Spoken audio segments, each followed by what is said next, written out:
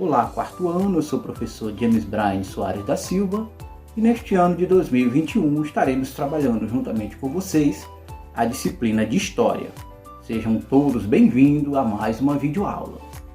E nesse primeiro bimestre, nosso tema de estudo é os primeiros grupos humanos.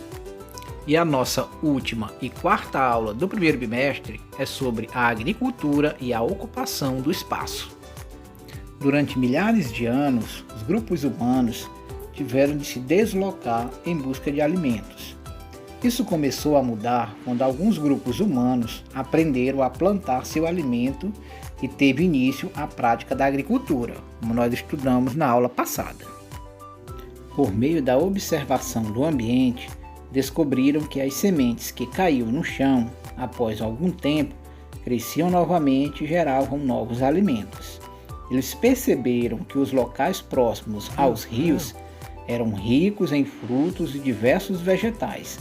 Além disso, vários animais procuravam os rios para beber água, facilitando o processo da caça. Para dar conta de alimentar o grupo, foram criados instrumentos como machados, facas e foices de pedra polida. Além disso, era preciso armazenar as sementes e a produção agrícola. Os seres humanos passaram então a aprimorar as técnicas de cozimento do barro, dando origem a um tipo de cerâmica mais resistente, capaz de armazenar sólidos e líquidos. Eles também produziam instrumentos para abrir pequenas valas no chão, onde colocavam as sementes. Esse domínio tecnológico levou à domesticação das plantas e alguns tipos de alimentos passaram a ser cultivados.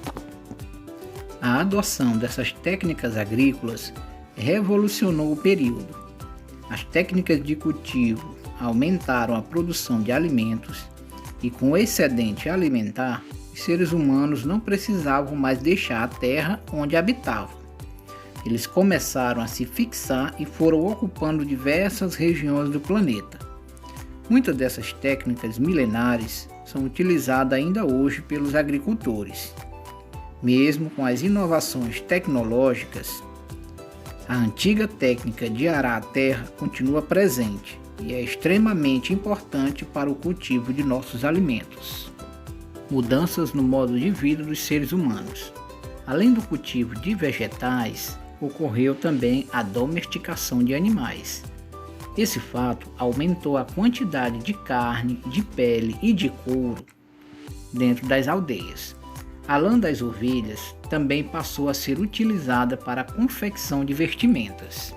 O desenvolvimento de instrumentos e os recursos naturais tornaram possível a construção de abrigos mais seguros, feitos de madeira, pedra e barro, cobertos com folhagens. As habitações tornaram a vida mais segura, pois ofereciam maior proteção contra as adversidades da natureza, como chuva, neve e alguns animais predadores. A fixação dos grupos humanos e a maior quantidade de alimentos provocaram um crescimento da população, pois aumentou o número de nascimentos e a população passou a viver mais tempo. Com um número maior de pessoas, era necessário aumentar a quantidade de alimentos.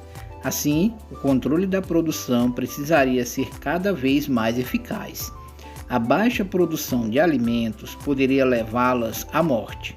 Por isso, foi necessário aprimorar cada vez mais as técnicas agrícolas para evitar períodos de escassez e fome.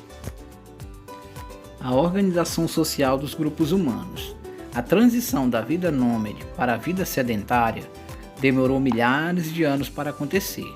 Por longos períodos, grupos nômades conviveram com grupos sedentarizados.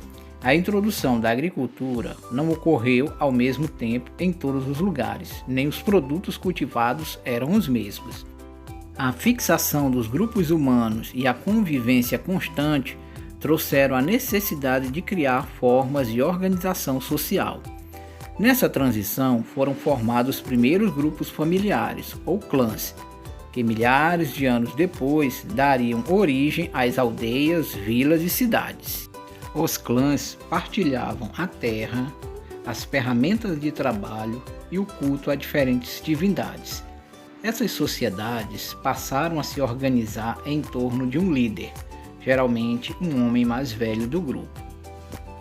Líderes mulheres. Há arqueólogos que afirmam que alguns grupos eram liderados por mulheres. Para eles, a prova disso foi a descoberta de esculturas de culto às mulheres, à fertilidade e ao poder atribuído às mulheres por causa da gestação, que era associada à fertilidade e teria dado um lugar de destaque às mulheres, que podiam ser responsáveis pela organização do grupo, como mostra nessa figura. Encerramos aqui a nossa aula e até a próxima. Tchau, tchau.